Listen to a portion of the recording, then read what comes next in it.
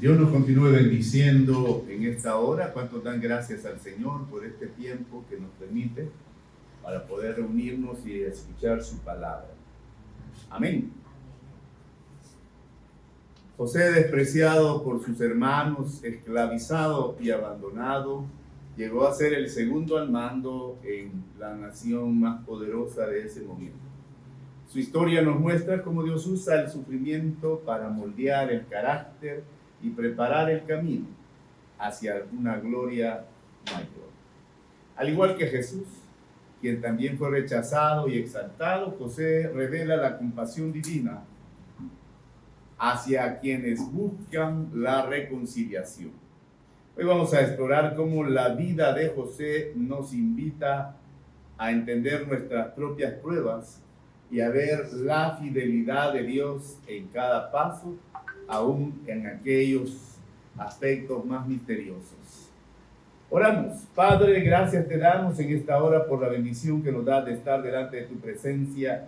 Gracias por la obra de tu Espíritu Santo, oh Dios, en nuestras vidas, por tu poder, por tu bondad y por la bendición que traes a cada uno de nosotros. En el nombre maravilloso de Jesús. Amén y amén. De la humillación a la gloria, basado en Génesis capítulo 42 hasta el capítulo 44. Hoy uno de los primeros aspectos que encontramos en este pasaje es la actitud que asumió José y el intérprete de las palabras. José, al ver a sus hermanos después de tantos años, no reveló su identidad de inmediato.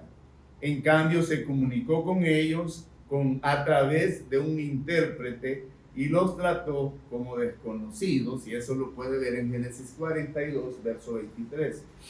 Y esta actitud desconcertante también muestra cómo Dios en ocasiones parece distante, permitiendo que el tiempo y la situación puedan revelar el verdadero propósito de sus acciones. José, sin embargo, seguía lleno de compasión y amor hacia sus hermanos. Amén. Esperando el momento adecuado para manifestarse. Dios en su sabiduría muchas veces elige no revelarse de manera completa para que busquemos comprender su voluntad a una forma o de una manera más profunda. La relación que José mantuvo con sus hermanos a través del intérprete refleja cómo Dios utiliza el Espíritu Santo como nuestro mediador, ayudándonos a entender esos misterios de Dios que de otra forma no comprenderíamos. Jesús también habló en parábolas para que aquellos que no estaban listos para entender el mensaje completo. De manera similar a José, Jesús esperaba el momento adecuado para revelar su identidad y propósito a aquellos con un corazón preparado, de acuerdo a lo que dice Mateo capítulo 13, verso del 10 al 13. A veces sentimos que Dios nos habla de forma misteriosa o que sus caminos no son claros. Sin embargo, en esos momentos es cuando el Espíritu Santo actúa como intérprete, guiándonos a toda verdad. Así como José mantuvo esa identidad oculta, Dios muchas veces espera que se desarrolle en nosotros ese deseo genuino para que lo podamos conocer. ¿Cuántos desean genuinamente conocer a Dios? Hay 2 personas, 3, 4, 5. Y esta frase nos ayuda a entender este punto. Dios habla en misterio, revelando el ministerio. ¿A qué nos ha llamado Dios? ¿Qué es lo que espera que Dios que nosotros hagamos? El segundo punto que encontramos en este pasaje es el modo de su habla. Palabras duras con propósito. Palabras duras con propósito. Hoy es bien delicado hablar palabras duras, ¿verdad? En las generaciones de cristal. Usted medio dice algo y ya se quebraron. Pero esas palabras duras tienen propósito. José habló con aspereza a sus hermanos, aparentemente distante y severo, en Génesis 42:7. Sin embargo, sus palabras tenían un propósito: llevar a sus hermanos al reconocimiento de sus errores y al arrepentimiento genuino. No era crueldad, sino una lección necesaria para que pudieran ver la gravedad de sus acciones y abrir sus corazones al cambio. Este método puede parecer difícil de comprender, pero así como José fue firme, Dios a veces permite pruebas y situaciones difíciles para mostrarnos nuestra condición. Amén, hermanos. Amén. Esos momentos nos llevan a reconocer la importancia de alejarnos del pecado y buscar su perdón y su amor. Dios también trató a Jonás de una forma dura, permitiéndole ser tragado por un pez para confrontarlo con su desobediencia. Jonás capítulo 1 verso 17. Estos momentos de palabras duras son necesarias para que reflexionemos en nuestras acciones y nos acerquemos más a Él. No todo el tiempo hay que hablar con palabras suaves, ¿verdad? O con paños tibios. A veces hay que confrontar con palabras duras, especialmente a los hijos. Si usted quiere que sean personas de bien, no hay que dejarles pasar todo lo que quieran, porque al final usted le está haciendo un daño en vez de hacerle un bien. Hay que confrontarlo con lo malo que hace, hay que confrontarlo con el pecado, hay que confrontarlo con la rebeldía, hay que confrontarlo con los caprichos. Amén, hermanos. Amén.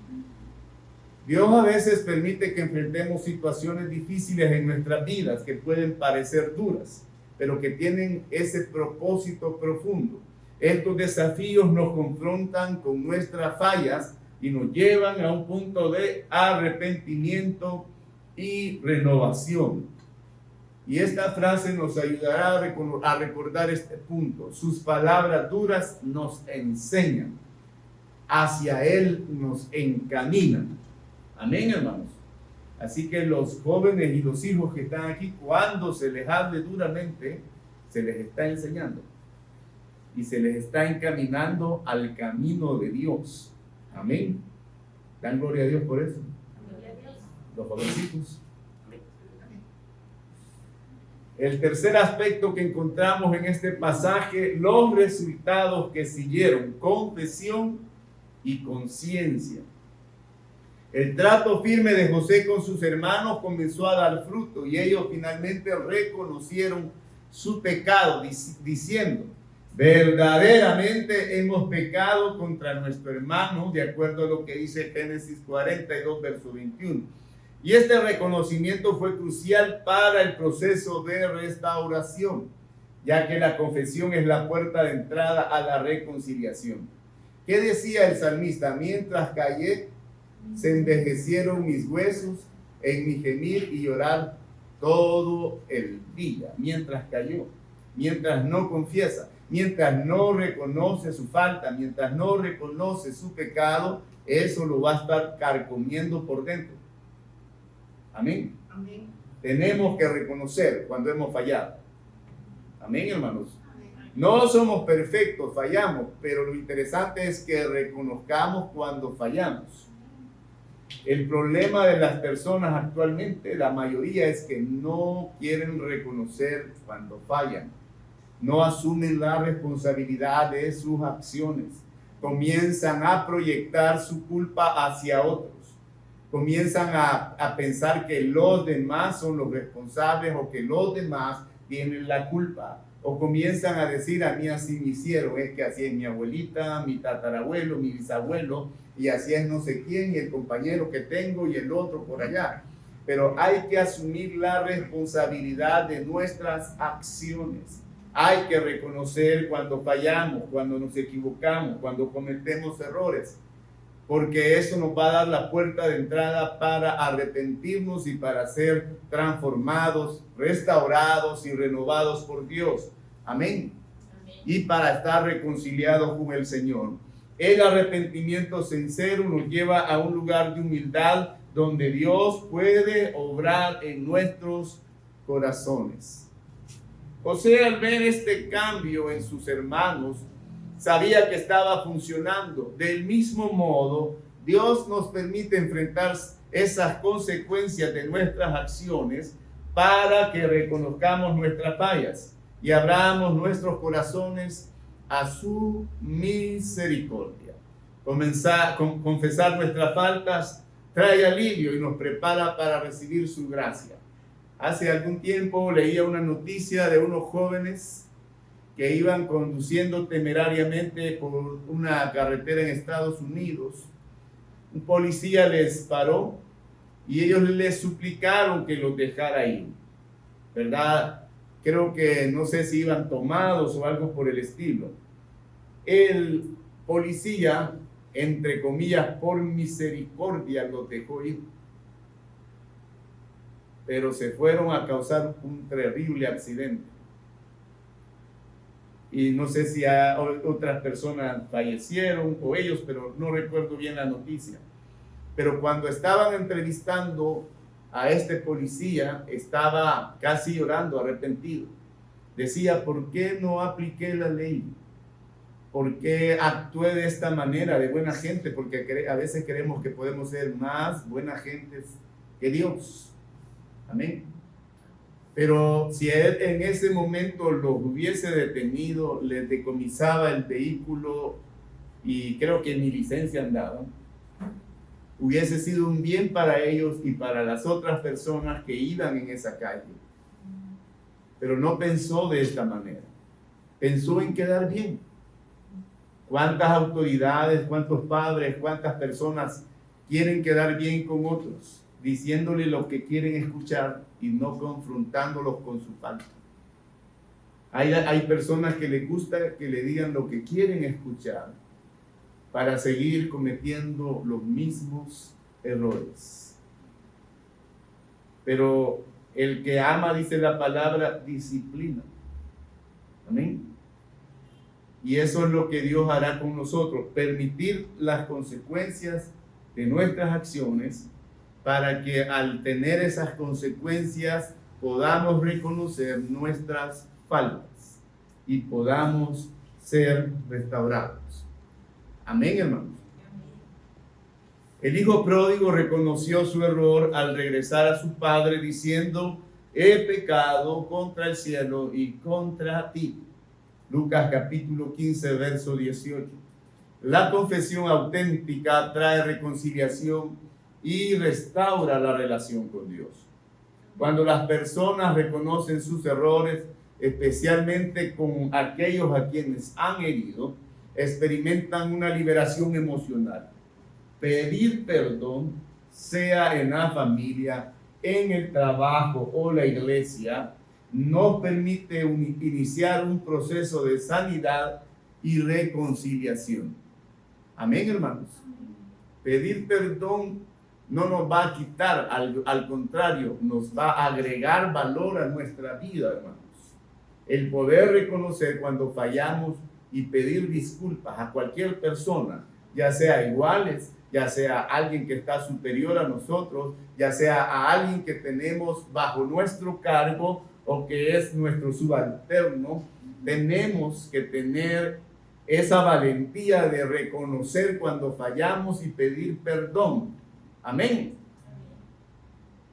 Hay dos aménes por ahí. Y por eso la confesión sincera abre la puerta entera, no a medias, cuando confesamos. La Biblia dice que si confesamos nuestros pecados, Dios es fiel y justo para perdonarnos y limpiarnos de toda maldad. Amén. Confesar nuestros pecados delante de Dios. Para confesarnos tenemos que reconocer esa falta. Tenemos que reconocer que hemos fallado. Amén. El cuarto aspecto que encontramos en estos pasajes es el privilegio que disfrutaron. Un banquete en la casa del príncipe. Amén. Una vez que los hermanos de José mostraron su arrepentimiento, él los invitó a su casa a un banquete. Génesis 43, 16. Aunque no sabían que José era su hermano, experimentaron la gracia y la hospitalidad que les ofrecía. Este banquete es un símbolo de la comunión que Dios anhela tener con nosotros cuando nos arrepentimos y venimos a Él. Y a pesar de los errores pasados, José estaba dispuesto a recibirlos y a celebrar con ellos, tal como Dios nos recibe cuando regresamos a Él. Cuando el hijo pródigo regresó donde su padre, ¿qué hizo? Dijo, hagamos fiesta. Mi hijo se había perdido y ha regresado. Amén. Amén. Aunque ellos no lo conocían por completo, José preparaba sus corazones para una revelación completa de su identidad, mostrándoles su amor y su hospitalidad. Jesús compartió la cena con publicanos y con pecadores, demostrando que su gracia y perdón están abiertos a todos, de acuerdo a lo que dice Mateo 9, del 10 al 13. Dios anhela que estemos en comunión con Él sin importar nuestro pasado. Diga al que está cerca, Dios quiere estar en comunión contigo. Dios quiere estar en comunión contigo. Mire, Dios nos invita diariamente a su mesa donde podemos recibir su amor y su gracia en oración y adoración. Nos acercamos a Él experimentando su paz y su plenitud. Y para recordar este punto, tenemos esta frase: banquete con amor para sanar el error. Recuerdo que en una ocasión una persona que conocía fue llamada de la institución donde su hijo estudiaba, porque su hijo había cometido una falta, no sé qué tipo de falta era, y lo llamaron para eso. Entonces, al salir de la institución educativa, el papá invitó a su hijo a un lugar de comida de la que a él más le gustaba. El hijo estaba extrañado. ¿Por qué mi papá me está invitando a lo que más me gusta cuando acaban de ponerle una queja de lo que yo hice? Y ahí es donde esta frase se cumple: banquete con amor para sanar el error. A través de este gesto, su padre le dio una gran lección para que no volviera a cometer la misma falta. Amén. Pero no lo vayan a hacer con ese propósito ustedes, ¿verdad? El quinto aspecto que encontramos en este pasaje es la compasión que mostró, las lágrimas de José. ¿Alguna vez ha llorado usted? O es aquel que canta aquella canción que dicen que los hombres no deben llorar, ¿verdad? Aunque esa dice por otra cosa. Pero también los hombres pueden llorar. Eso no le quita la hombría. José lloró. Y también la Biblia dice que Jesús lloró. Amén. Pero las lágrimas de José fueron por la compasión por sus hermanos. Amén. Y a pesar de su aparente dureza, José estaba profundamente conmovido al ver a sus hermanos. Lloró en 3 ocasiones, mostrando que su corazón aún estaba lleno de amor y de compasión, de acuerdo a lo que dice Génesis capítulo 42, verso 24, capítulo 43, verso 30 y 45, verso 2. Y este amor revela el deseo genuino de José de reconciliarse y restaurar la relación rota. Amén. Debemos tener ese deseo también nosotros. Jesús mostró compasión por la humanidad.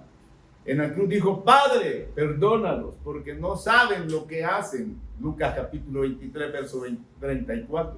Su compasión por sus hermanos refleja el amor de Dios, que nos perdona incluso cuando aún no lo entendemos por completo. Y de hecho, otro pasaje dice que al ver las multitudes, Jesús tuvo compasión de ellas. Y no fue lástima, fue compasión. Amén. En la vida cristiana, la compasión debe guiar nuestras interacciones. Así como José lloró mostrando su amor por aquellos que lo habían traicionado, debemos ser capaces de perdonar y mostrar compasión a los que nos han herido. Es que yo no lo puedo ver, ¿verdad? Hay iglesias en las cuales alguien hace daño a otro y yo no quiero que venga ese hermano o esa hermana porque si viene ese yo no vuelvo a llegar a la iglesia. O lo saca ella o me voy yo. Pero aquí lo que vemos en la palabra es todo lo contrario. Amén, hermanos. Habla de compasión. Mire, a José lo habían querido matar y luego lo venden como esclavo. Y sin embargo tiene compasión de lo que le hicieron. Y esta frase nos recordará este punto. Las lágrimas sinceras son compasión verdadera. El punto número 6 que encontramos en este pasaje es la victoria que ganó. Estuvo dispuesto a dar su vida. Judá, el mismo hermano, había vendido a José y estaba dispuesto ahora a sacrificarse por su hermano. Génesis capítulo 44, verso 33. Esta transformación en Judá muestra el poder del perdón y la influencia de José. Su vida ejemplar había cambiado el corazón de su hermano. José ganó la victoria sobre la enemistad entre sus hermanos y Judá, quien una vez fue insensible, ahora mostraba amor sacrificial. Este cambio simboliza el poder transformador de Dios en nuestras vidas. Pedro, quien negó a Jesús, estuvo dispuesto a dar su vida por el evangelio, de acuerdo a lo que dice Hechos, capítulo 5, verso 40 al 42. Dios transforma los corazones y da nuevas oportunidades para amar y servir. Pedro fue confrontado posteriormente. Jesús le dijo, me negarás 3 veces antes que el gallo cante.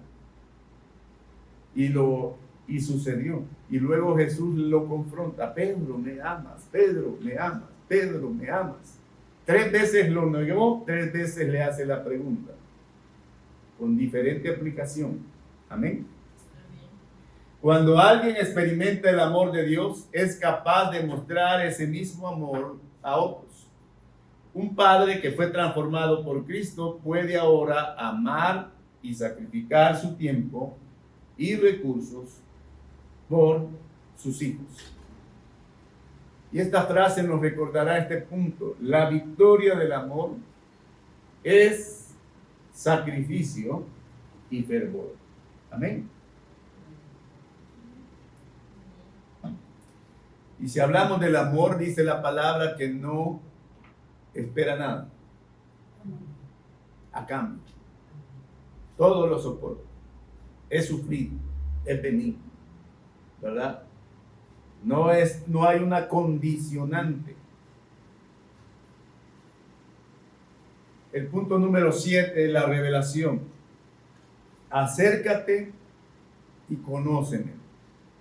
José se revela a sus hermanos. Yo soy José, vuestro hermano. Me imagino que casi se van de espalda. Génesis 45, 4. En ese momento sus hermanos reciben paz y alivio, pues ven que Él los ama y no guarda rencor. Así Cristo se revela a nosotros cuando nos acercamos con un corazón humilde. Esta revelación cambió la relación entre José y sus hermanos. Ahora ellos lo conocían como su Salvador y protector. Amén. De igual manera, Cristo nos invita a acercarnos a Él y a conocerlo como nuestro Salvador, quien nos perdona y nos da descanso. Jesús se reveló a los discípulos en el camino de Emaús y sus corazones ardieron al reconocerle. Lucas capítulo 24, versos 31 al 32. Conocer a Jesús transforma nuestra vida y nuestra relación con Dios. Y esta frase nos ayudará a recordar este punto. Acércate y verás. Su amor te abrazará. Amén. El punto número 8 en estos pasajes, el consuelo que administró. Para vida me envió Dios. José consuela a sus hermanos, asegurándole que su sufrimiento tuvo un propósito mayor: preservar la vida de su familia, de acuerdo a lo que dice Génesis capítulo 45, verso 5. Del mismo modo, Cristo sufrió para darnos vida eterna. Amén. José entendió que Dios tenía un plan redentor detrás de su dolor. Amén, hermanos. Y este consuelo no solo lo alivió el miedo de sus hermanos, sino que también los reconectó con el propósito de Dios. De la misma manera, en nuestro sufrimiento, Dios está trabajando para algo mayor. Y al final podemos ver su plan redentor. Amén. Cuando enfrentamos momentos difíciles, Dios nos recuerda que cada prueba tiene un propósito en su plan. Cada prueba tiene un propósito en su plan. Su paz es nuestro consuelo y nos invita a confiar en su fidelidad. Y esta frase nos puede recordar este aspecto. Dios da paz y aliento en todo sufrimiento. Amén, hermanos. Y eso es algo que las personas que no están en relación con Dios no pueden entender. Cuando usted está pasando por una prueba, Dios le da paz y aliento en medio de su sufrimiento. Es algo que no se puede explicar. La vida de José nos recuerda, nos enseña que aunque el camino esté lleno de pruebas, Dios siempre tiene un propósito. Nos invita a acercarnos a Él y a reconocer nuestra necesidad de su perdón y a experimentar la paz de su presencia. José fue exaltado por Dios después de su sufrimiento y nos muestra que cuando vivimos en fidelidad, Dios obra en nuestras vidas y nos transforma. Amén. Cuando vivimos en fidelidad, Dios obra en nuestras vidas y nos transforma. ¿Qué podemos aplicar de esta palabra a nosotros? Confiemos en el proceso de Dios, aun cuando no entendamos los porqués. Recordemos que Dios tiene un propósito y siempre va a obrar para bien. Posiblemente no tenga la respuesta de por qué pasó esto o por qué está pasando lo otro. ¿Por qué? ¿Verdad? Job comenzó a preguntarle a Dios esto, comenzó a preguntarle lo otro. Marcos Vidal tiene una canción que dice que comienza a cuestionar por qué está sucediendo tantas cosas, que por qué ahora no hay milagros como en los tiempos de Elías y por qué no sucede esto, por qué no sucede lo otro. Y luego Dios le está respondiendo en esa canción, de acuerdo a lo que está ahí, es ¿dónde están los hombres como Elías, por ejemplo? Y quizás no entendamos los por qué, pero en medio de cualquier proceso que usted esté pasando, Dios tiene un propósito que obra para bien. A los que aman a Dios, aquellos que son llamados conforme a su propósito, todas las cosas ayudan para bien. Amén. Practiquemos el perdón. Así como José perdonó a sus hermanos, nosotros estamos llamados a perdonar y a mostrar compasión, aún a los que nos han hecho mal. Amén, hermanos. Es difícil perdonar, ¿verdad? ¿Y para qué lo voy a perdonar? Ni siquiera me ha pedido que lo perdone. No, es que no hay que esperar que nos pida perdón. Y cuando usted perdona, no le está haciendo un bien a la otra persona, se lo está haciendo a sí mismo. La falta de perdón es uno de los pecados más ocultos y de los cuales las personas tratan de autojustificarse, ¿verdad? Y es uno de los pecados más contagiosos, dicen, que tiene que ver con la amargura, ¿verdad? Con el resentimiento. Porque usted cree que usted tiene la razón, usted fue el ofendido, usted fue el herido, usted fue la persona maltratada. pero usted está albergando en su corazón algo que Dios no quiere que tenga. Como dicen ahí, eso no es de Dios, ¿verdad? Usted y yo tenemos que aprender a perdonar, practicar el perdón. Amén. Suelte la ofensa, suelte al ofensor y deje que Dios le traiga liberación. Amén. Amén. Busque y busquemos la revelación de Dios en nuestra vida. Acerquémonos a Dios en oración. Busquemos su presencia. Él se revela a aquellos que le buscan con humildad. Amén, hermanos. Deje que Dios se revele a su vida a través de la oración, a través de la búsqueda de Dios. Buscad a Dios mientras pueda ser hallado.